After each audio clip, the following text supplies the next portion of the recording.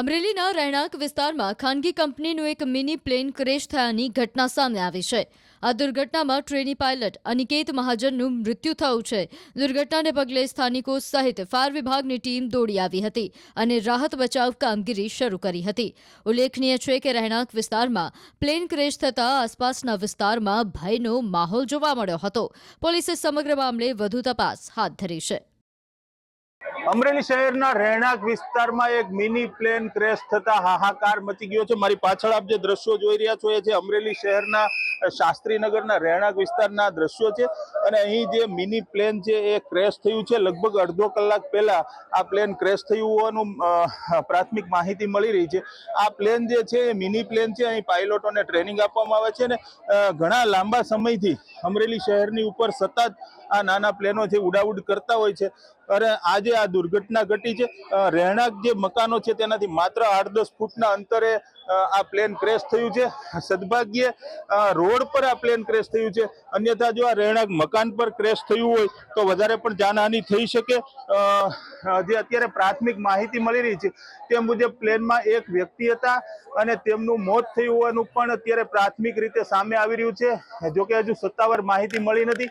Amreli SP, collector, airport authority, fire વિભાગ તમામ team છે એ અત્યારે અમરેલીના શાસ્ત્રીનગરમાં છે અને જે ક્રેશ પ્લેન છે તેમનો કાટમાળ હટાવવાની પ્રયાસ કરી રહ્યા છે। આજ રોજ 12:30 કલાકની આસપાસના સમયગાળા દરમિયાન અમરેલી એરપોર્ટની અંદર ચાલી રહેલા ટ્રેનિંગ ઇન્સ્ટિટ્યૂટના એરક્રાફ્ટની ક્રેશ થવાની દુર્ઘટના બની હતી, જેની ટેલિફોનિક જાણ ફાયર એન્ડ ઇમરજન્સી સર્વિસ અમરેલીના કંટ્રોલ રૂમની અંદર કરતા તાત્કાલિક ધોરણે 3 મિનિટ ને 22 સેકન્ડની અંદર અમારી ટીમ દ્વારા એપ્રોચ કરવામાં આવેલો હતો। એપ્રોચ કરતાની સાથે રેસ્ક્યુ ટીમ દ્વારા અંદર એક પાયલોટ ફસાયેલા હતા, જે પાયલોટને બહાર કાઢી અને 108ને સોંપવામાં આવેલા હતા અને સંપૂર્ણપણે આગ પર કાબુ મેળવી લેવામાં આવેલો હતો।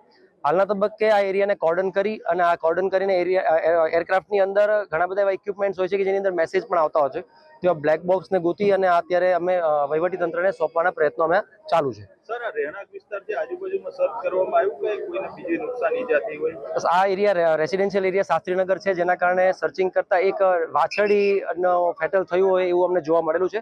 વિઝન ફ્લાઇંગ ટ્રેનિંગ ઇન્સ્ટિટ્યૂટ કે જે અમરેલી ખાતે પોતાના સિંગલ એન્જિન પ્લેન્સ દ્વારા તાલીમ આપતી હોય, ત્યારે આજે અનિકેત મહાજન કે જે પોતે પોતાના તાલીમ દરમિયાન પોતાની લેન્ડિંગ એન્ડ સર્કિટ ટ્રેનિંગ દરમિયાન 4 વાર ટેકઓફ કર્યું, લેન્ડ કર્યું અને પાછું ફરીવાર ટેકઓફ કર્યું, ત્યારે અમરેલી તાલુકા પોલીસ સ્ટેશન વિસ્તારના શાસ્ત્રીનગર ખાતે કોઈ પણ કારણોસર એમનું પ્લેન ક્રેશ થયું હતું। તાત્કાલિક મે ડે એમને કોલ આવ્યો હતો। સ્થળ પર પહોંચી ફાયરની ટીમ, પોલીસની ટીમ, ડિઝાસ્ટરની ટીમ એરિયા કોર્ડન કર્યો, એમને રેસ્ક્યુ કરવા પ્રયત્નો કર્યા। હાલમાં અનિકેત મહાજનનું મૃત્યુ થયું છે અને આગળ પ્રોસિજર ચાલુ છે। અચાનક હું ઘરે હતો ને 1 વાગ્યાની આસપાસ, 1:30ની આસપાસ અચાનક એક બ્લાસ્ટ થયો એટલે અમે બધા ઘરની બહાર દોડીને શું થયું તો જોયું તો અહીંયા ટ્રાફિક હતું, અહીંયા આગના ગોળા નીકળતા હતા।